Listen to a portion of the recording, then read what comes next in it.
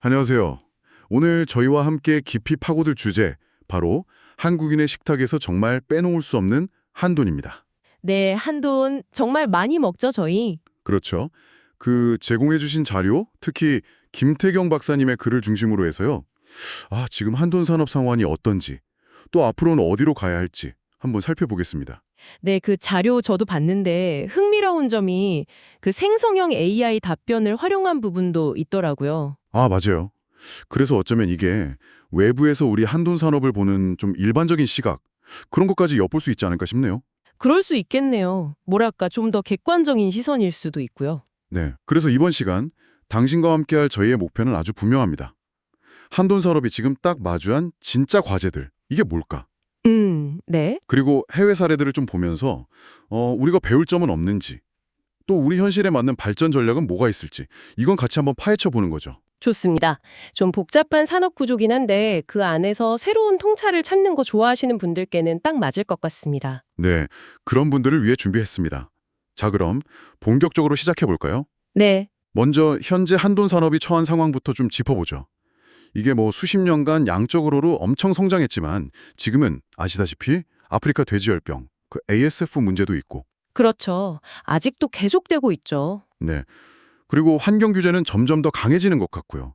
소비 트렌드도 계속 바뀌고, 무엇보다 수입육하고 경쟁이 정말 점점 치열해지는 것 같아요. 맞습니다. 정말 중대한 기로에 서 있다고 봐야죠. 그런데 또 한편으로는 코로나19 이후에 식량 안보가 중요해졌다, 이런 얘기들 많이 나오면서 국내 축산업 가치가 다시 보이는 면도 있잖아요. 안전하고 품질 좋은 고기 찾는 소비자들도 늘고요. 이건 또 기회 아닐까요? 맞습니다. 정확히 보셨어요. 위기이자 동시에 기회인 상황인 거죠. 구조적인 문제를 좀 더 깊이 들여다보면요. 역시 가장 발목을 잡는 건 영세한 농가 규모, 그리고 시설 노후화 문제인 것 같아요. 아직도 소규모 농가가 많다는 거죠? 네, 상담이 많습니다. 그러다 보니 생산비를 낮추고 효율을 높이는 그 규모의 경제를 실현하기가 어려운 거예요.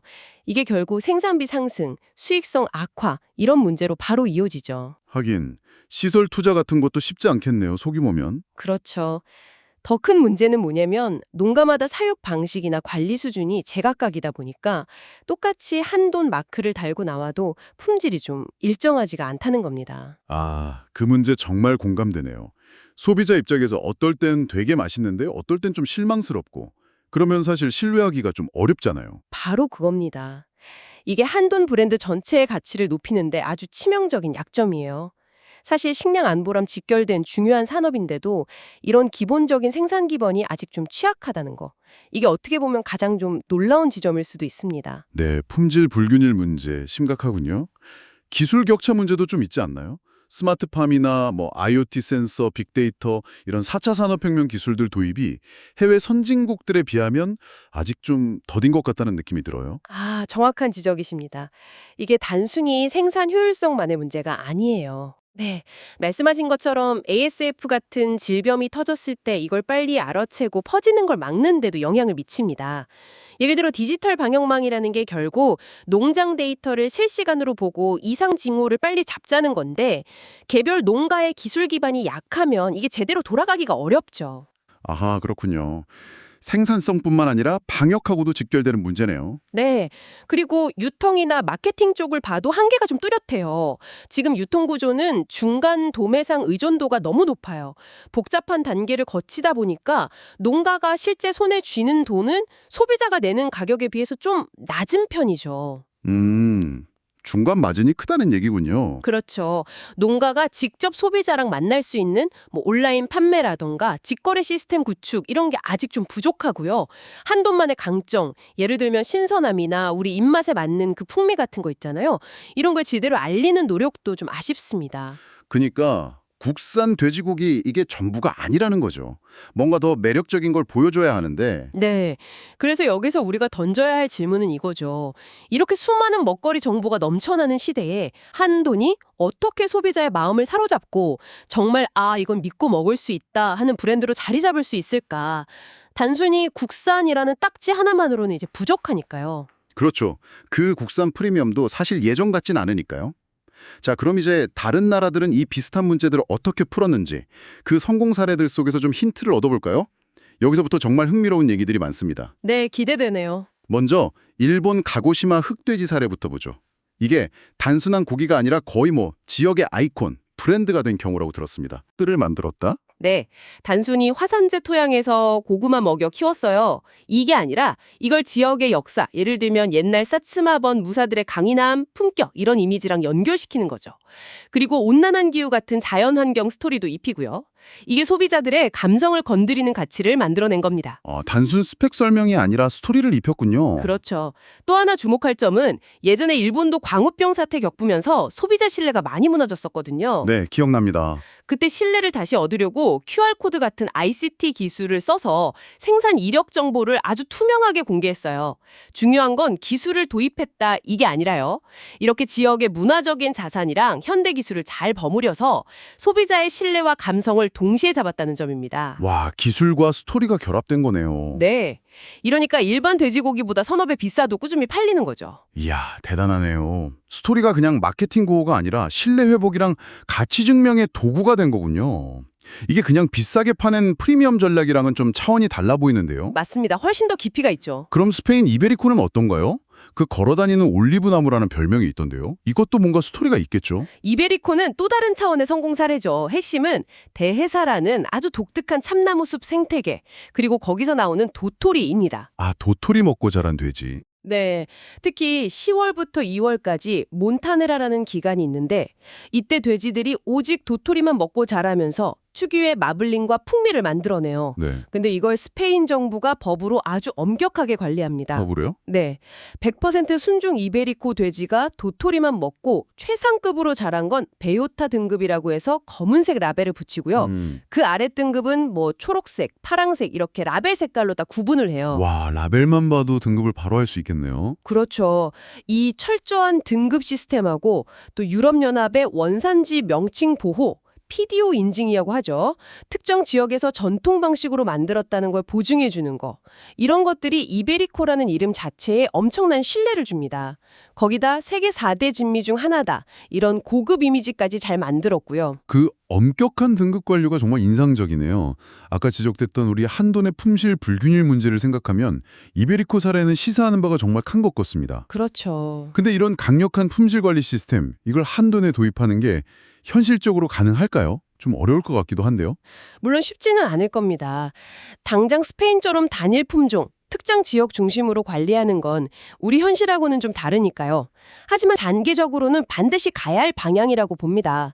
최소한 등급 기준을 명확하게 하고 이걸 소비자에게 투명하게 공개하는 노력은 꼭 필요해요. 투명한 정보 공개가 핵심이군요. 네, 그래야 소비자들이 이 가격 차이가 이유가 있구나 납득하고 프리미엄 제품에 기꺼이 지갑을 열 테니까요. 알겠습니다. 자, 그럼 이제 미국 사례로 넘어가 볼까요? 여긴 또 완전히 다른 모델이라고 들었습니다. 네, 맞아요. 미국은 앞선 두 사례와는 결이 완전히 다르죠. 네, 타이슨 푸드나 스미스필드 같은 아주 거대 기업들이 시장의 70% 이상을 장악하는 수직 통합 모델이라고요? 사료부터 식덕까지 그냥 모든 걸 다 통제한다니 규모가 정말 어마어마하네요. 그렇죠. 미국의 핵심은 딱 두 가지예요. 규모와 효율성. 수직 통합을 통해서 사료 생산, 사육, 도축, 가공, 유통까지 모든 과정을 한 회사가 다 해버리니까 원가를 확 낮출 수 있고 품질도 균일하게 관리할 수 있죠. 시장 변동성에도 훨씬 잘 견딥니다. 시스템으로 움직이는 거군요. 네. 또 다른 특징은 가공 중심의 전략입니다. 그냥 부위별로 정육 잘라서 파는 걸 넘어서요. 베이컨, 소시지 같은 전통적인 가공품은 물론이고 요즘 인기 많은 HMR이나 바로 먹을 수 있는 즉석조리식품처럼 소비자가 최대한 편리하게 먹을 수 있는 제품 개발에 엄청나게 투자합니다. 아, 가공 쪽이 중요하군요. 네. 특히 주목할 점은 미국 돼지고기 소비의 60% 이상이 식당이나 급식 같은 B2B 시장에서 이루어진다는 거예요. 이 시장을 집중 공략하고요. 또 생산량의 4분의 1 정도, 약 25%를 수출합니다. 끊임없는 자동화 투자, 데이터 분석을 통한 효율 극대화, 이건 기본이고요. 와, B2B 비중이 그렇게 높고 수출도 많이 하는군요. 정말 철저하게 산업적인 접근이라는 느낌이 드네요. 맞습니다. 근데 이런 효율성 극대화 과정에서 혹시 놓치는 가치는 없을까요? 예를 들면 가고시마나 이베리코처럼 어떤 지역의 특색이라든지 아니면 소규모 농가의 다양성 같은 것들이요. 아, 정확히 보셨습니다. 그게 바로 미국 모델의 명암이죠. 극도의 효율성과 시장 지배력을 얻는 대신에 방금 말씀하신 가고시마나 이베리코 같은 지역 기반의 독특한 문화나 스토리는 좀 희생될 수밖에 없습니다. 그렇죠. 다 가질 순 없으니까. 네. 그래서 만약 우리 한돈이 미국 모델을 참고한다면 이런 장점과 단점을 명확하게 알고 우리 실정에 맞게 필요한 부분만 잘 골라와야 합니다. 그냥 무작정 규모만 키우는 게 능사는 아닐 수 있다는 거죠. 그렇군요. 여기서 얻을 핵심 교훈은 원가 경쟁력 확보 방안, 그리고 소비 트렌드에 맞는 부가가치 창출, 특히 가공 쪽에서의 부가가치 창출, 이 두 가지일 겁니다.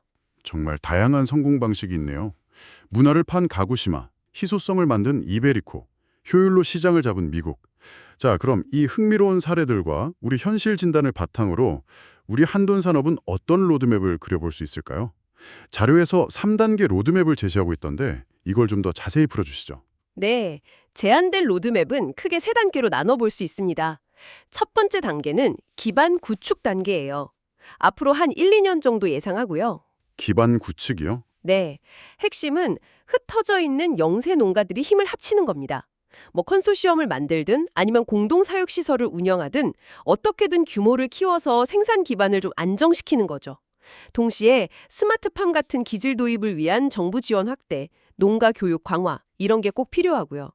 특히 아까 얘기했던 ASF 같은 질병에 잘 대응하기 위해서 ICT 기반의 디지털 방역 시스템 구축, 이게 아주 시급한 과제입니다. 한마디로 기본 체력을 기르는 단계라고 보시면 됩니다. 알겠습니다. 일단 뭉치고 기술 지원받고 방역 시스템 갖추고 이게 1단계. 네. 그다음 두 번째 단계는 품질 고도화입니다. 기반 구축이 어느 정도 된 후에 한 2, 3년 정도 걸릴 걸로 보고요.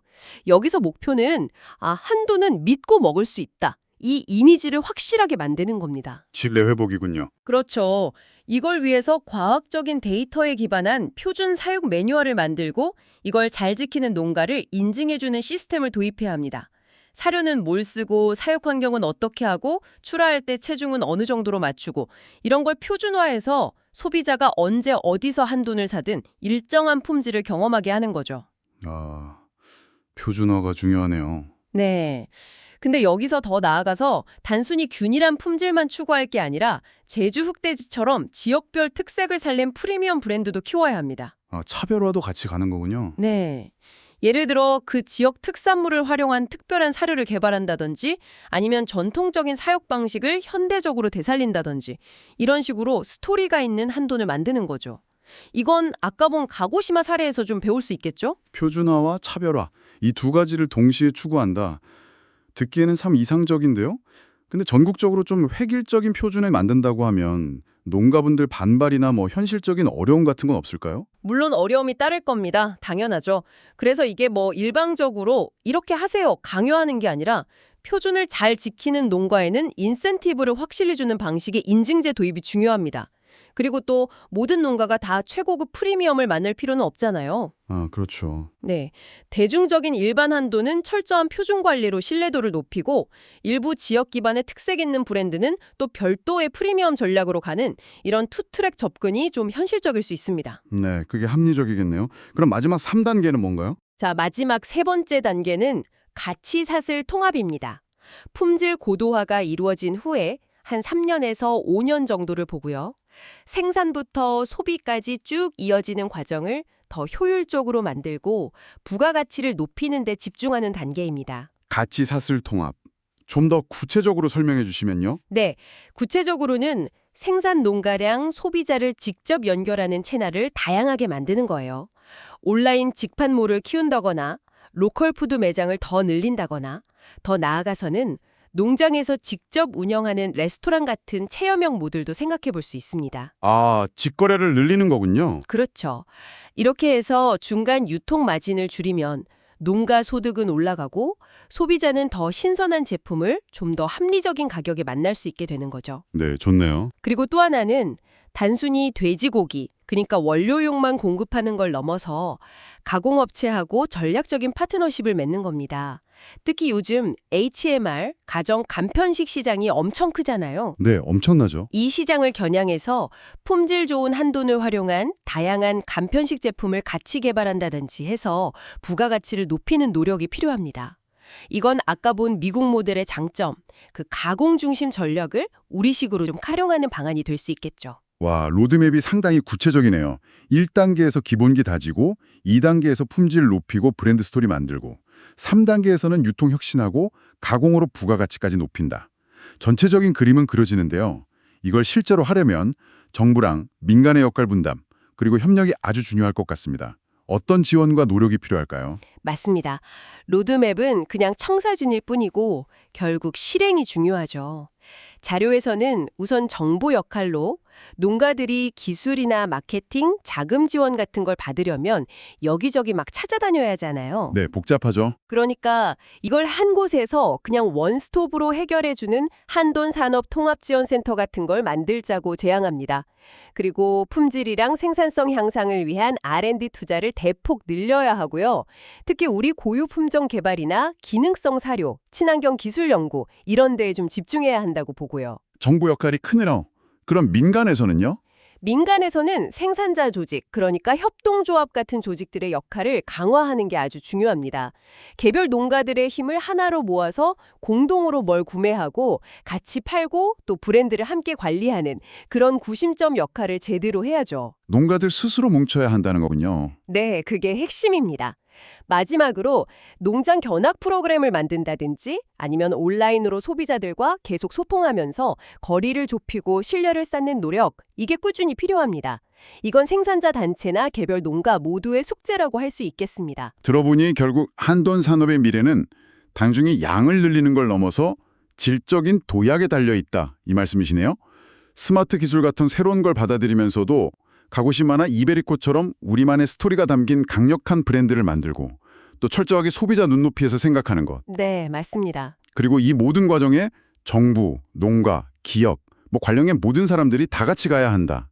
단기적인 성과에 급급하기보다는 좀 긴 호흡으로 체계적으로 접근하는 게 정말 중요해 보입니다. 정확히 보셨습니다. 그리고 한돈 산업의 이런 변화는요, 이게 단순히 돼지고기 산업 하나 잘 되자 여기에 그치는 게 아닙니다.